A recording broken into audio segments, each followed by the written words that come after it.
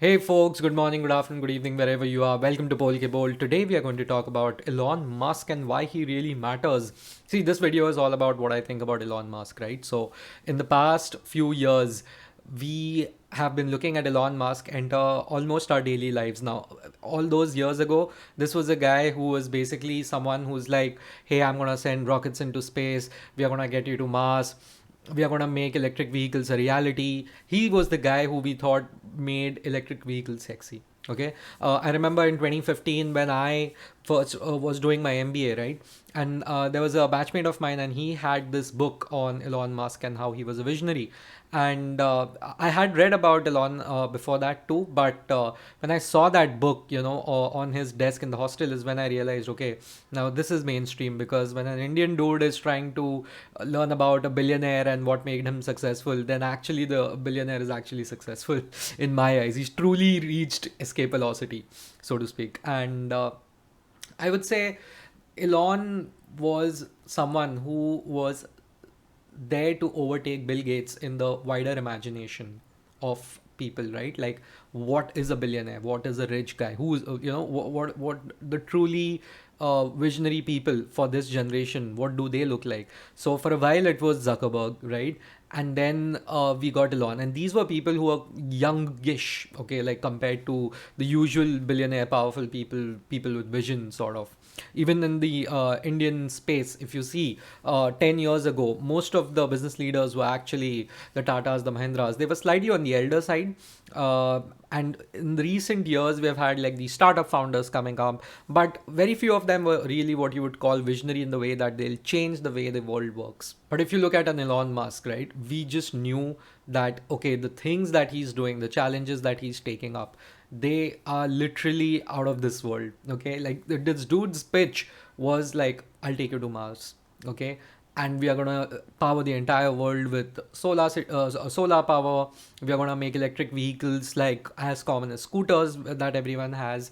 And he was just incredibly inspirational. Okay, but he didn't stop at that. Elon Musk actually was someone who I realized he was someone different was when he started tweeting so much, and I was like, hey, you know what, he's a funny guy. But when he was a really funny guy is when he actually went on PewDiePie's show. At that time, PewDiePie, and this is I think 2015, 16 or something, maybe I'm wrong, but during that time, long ago, and this guy joined PewDiePie, and PewDiePie had something called as meme review. And he actually was there with PewDiePie. He understood the memes, he understood the references, and here was one of the richest and the most powerful and the most intelligent people in the world out on the world's biggest YouTubers channel, and they're just laughing at the jokes that you and I would laugh at. Okay, and when I saw that, I was like, boss, ye ekdam alag hai. And he actually laughed at a dank meme where there was like a deer in a swimming pool or something. And I was like, how is this PR team letting him do that? This is like the most unsanitized billionaire appearance ever. If only I had known that what Elon would turn out to be in terms of PR nightmares, I wouldn't have thought of it as such a big deal back then. But again, I think that was a sign of things to come, right? And that was that. And the next time I think Elon really captured everyone's imagination was when he actually went on the Joe Rogan podcast. Again, he went on the world's biggest podcast. Okay, the Joe Rogan podcast is the world's most powerful and influential and famous podcast. Okay, Joe Rogan has precedent, people running to be presidents begging to get interviewed by him. Okay, the funniest part is he doesn't do that. He's like, because then your team will control me. I mean, that's how powerful Joe Rogan is. And he got on Elon Musk, and Elon Musk was smoking weed. I mean, and I was like, what is happening? Like, this is a guy worth billions of dollars, and he's smoking weed publicly on the world's biggest platform. Like, what the hell is going on? And that's when I knew, bhai, ye alag hai. And during that time, I'm not kidding. Like, I remember during my MBA days, I was also reading some papers, right? And I think there was like a Harvard Business Review case study or something where they were like, the recommendation was that, and the part of criticism of Elon's performance was that, hey, you're doing too many things. You're doing, SpaceX, you're doing Tesla, you're doing Solaris, and you're doing so many things. Just like, like Hyperloop. Of course, back then it was Hyperloop. He had also spoken about Neuralink. And folks back then were like, these industry analysts and, equity analysts and all. They were like, Elon should like delegate everything else or straight up exit every other place, and he should get back to Tesla. Because Tesla has a very big challenge in front of it. It is not meeting its production targets. It is not achieving economies of scale. Operationally, they are not great. And he was like, you know what, I'm not going to listen to any one of you. And he actually got back and he managed all of them together. And SpaceX is a roaring success. Okay, those rockets landing back. You have I would say, okay, the hyperloop was a failure. I would say it still hasn't gotten off anywhere. Neuralink is now facing some regulatory challenges, but I think that is just posturing, because no government is going to let this technology fall into the other hands. Okay, they're like, might as well be our guy who's developing it. Yeah, of course, like he was also involved in Starlink, like, Starlink satellites and stuff like that. And of course, we all know, like, he overturned Tesla into like a production machine. Okay, there were production delays and stuff like that. This dude slept in the gigafactory. Okay, and then he got it out of there. Now he claimed the situation, right? Improved it. Now, whatever I've said till now, like Elon Musk, roaring success, done so well. Of course, started something like the Boring Companies, trying to pitch like what was that? A flamethrower. He's pitching a flamethrower, and he's like, it was insane. Like, what is this guy doing? What's his end game, right? And I've said so many things till now, and all of them are complimentary to Elon. But the reality is, he was always a very controversial figure. I think he flew too close to the sun. And when you're when you're in the spotlight for way too long, when you're not taking any breaks, you can ask a Donald Trump or a Kanye West, and obviously things are supposed to go against you. Okay, that's what Elon did. I don't think he took a break between his public appearances. And what he realized was that, I love attention so much. So some criticisms of Elon, right? Like, I personally believe Elon loves attention, which is fine. Okay, I'm the last person to complain about anyone loving attention. Like and subscribe. So, but Elon actually is a businessman first. He's a visionary first. He's someone we are going to talk about like 100 years from now. He's someone who says he's going to change the world, and I believe he's going to change the world if he hasn't already. He has left a mark on, this century at least. And whether any of his companies ultimately achieve the mission of driverless cars or a colony on Mars, or, an increased percentage of solar powered energy, I don't know. But the biggest challenge he's obviously taken up, which I feel is the most impossible one. I still feel he can do something with SpaceX and Tesla, but I do not think he can do anything with Twitter. Which brings me to his next criticism. I think he's a bit too impulsive. Okay, and it's fine, big people, everyone can be impulsive. Big people just get away with being impulsive. But the thing is, he's impulsive publicly. Okay, when you're publicly impulsive, you are impacting a lot of people. In fact, this wasn't just my analysis. Like, there was this email which was recently released, right? And it showed that there was a shareholder of Tesla who basically emailed Elon saying that, hey, you know what, just get off Twitter. Just delete it or sign off, log out, do something, do anything. Just do not keep tweeting at things. Just don't do it. And he just didn't listen to them. And this is good advice, right? Like, sometimes just take a damn break, man. You don't need to be the main character every day. So I feel that is like an analysis of Elon. Like, he's also very ambitious, without which he can't do any of this.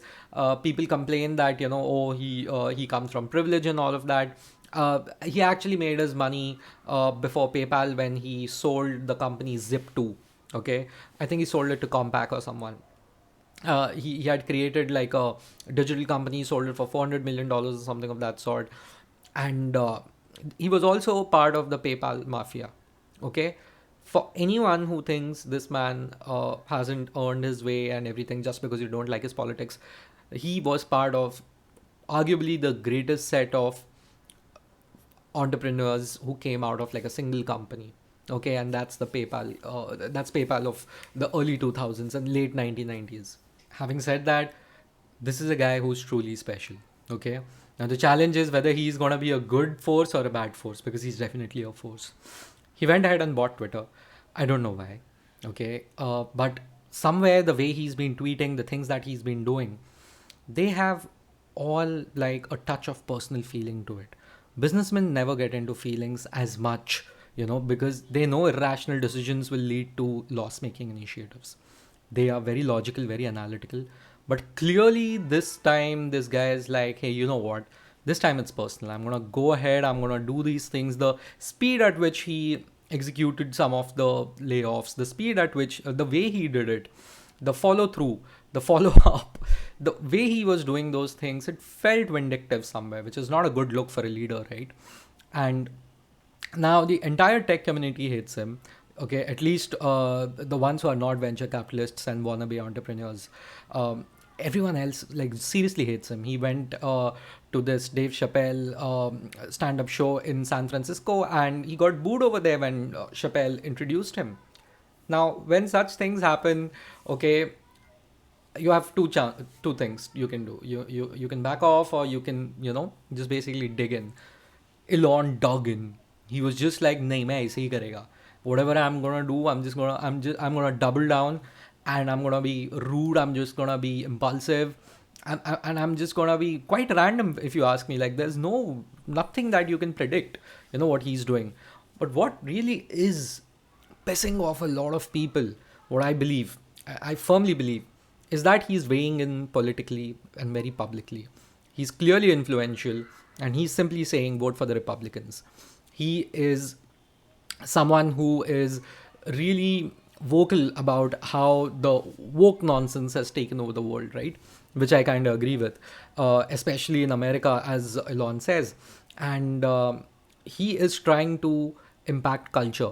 He is essentially participating in those gender wars. Okay, he's weighing in over there. He's weighing on racial issues, and half the time I'm like, bro, kya bol raha hai tu? And then 100% of the time I'm like, क्यों बोल रहा है तू? Maybe it's a marketing person inside of me where I'm like, bro, you're just garnering way too much unwanted attention. None of this, what you're doing, is going to impact Tesla or SpaceX unless it's negative in nature.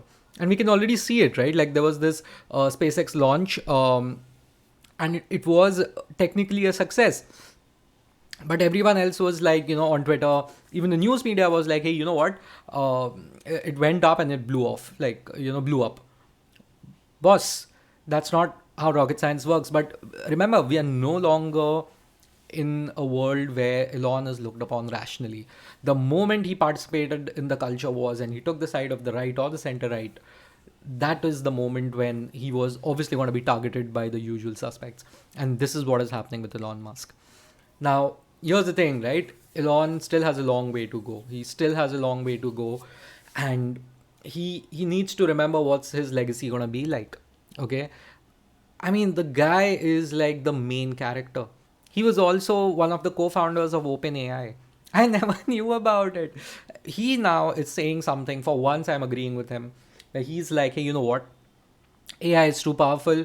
Let's put a pause on it until people figure out what is to be done next. Okay? Are we unleashing too much? Are we opening the Pandora's box? Are we opening the gates of hell? And we are thinking it might be a great thing, but it might not. And he's someone who started OpenAI. Now he's starting something else in the space of AI. And he's someone who is genuinely, and he's always been saying it. I remember he even had like a war of words sort of with Zuckerberg many years ago, like 3-4 years ago, where he was like, AI is really dangerous. You should really, take it seriously. We should work on curtailing it. Now, I find it very odd that one of the world's most successful innovators in the space of tech is saying that the most exciting tech that is coming up, that can change the way the world works, that change the way the world doesn't work, changes humanity as a whole, AI. He's saying, boss, do not go there. We have to listen to that. Okay, that guy knows a thing or two about technology. Okay, so this is why Elon Musk matters. He is someone who has a contrarian voice, and he can't be bought out, he can't be bullied, he can't be pushed. But obviously there are lots of things going on in that direction, right? Like people are really standing up to Elon, and they're just being very emotional about it. And it's understandable, frankly. Most of what Elon says, even that is emotional, right? If two people can be emotional on the same side. But I'll tell you one more thing about Elon, right? He has been doing things which everyone else also did, but they just did it in a less, inflammatory manner. And they did it like basically they did it once the main shock of Elon's actions were done, but it also shows that he knows where things are going. That's why we should take him seriously. The best example will be the tech layoffs. The tech layoffs were happening, no doubt about it. Like everyone knew that there's a recession coming, the macroeconomic outlook doesn't look good, but the way people were just firing people like 10%, 20% of their workforce, 25% of the workforce, that was unprecedented. Nobody ever thought this is what's going to happen. And it's still happening, by the way. When you look at Elon and what he did at Twitter, everyone thought it was excessive and insane and the website was going to break. But it didn't happen. It didn't happen. And he knew exactly what he was doing, and everyone else, Google, Facebook, Amazon, everyone followed. So when certain things like that happen, you have to take the man seriously, whether you like him or not. You have to take Elon Musk seriously. This is what I think about Elon. I also never thought I would ever be witnessing the world's richest man post like dank memes on his Twitter, and take it very seriously, by the way, taking it very seriously. But love him or hate him, you can't ignore him, sometimes literally. Oh, and by the way, I don't think any Twitter competitor is going to do anything, especially, like Mastodon or Blue Sky or anything of that sort. I've worked in social media for a while, and I can tell for quite some time, and I can tell you the stickiness factors of social media websites is insane. Okay, Twitter's gonna stay. Let's just hope it's nice, and so is Elon. Yeah, tell me in the comments what you think. This has been Saurabh Pol for Polke Bowl. Please subscribe for more videos. Thank you. See ya. Bye.